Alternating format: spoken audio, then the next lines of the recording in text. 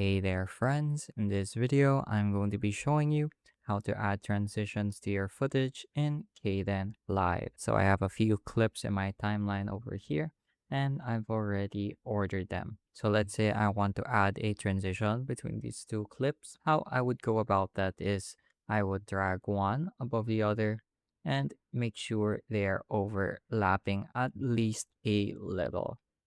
So in Kdenlive, transitions are called something else here. They're called compositions.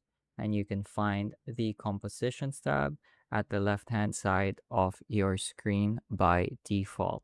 So this gives you a list of your different transitions.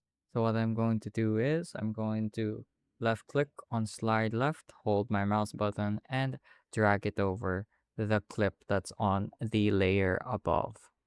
So I'm going to put my playhead back and I'm going to watch it over.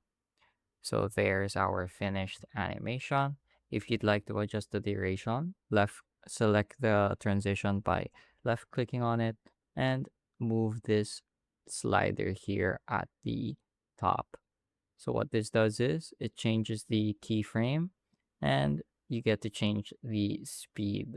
So by moving it to the left, you make it shorter as long as you make sure everything is still selected. There, as you can see, it's a lot faster. Then you can adjust effective duration quite easily.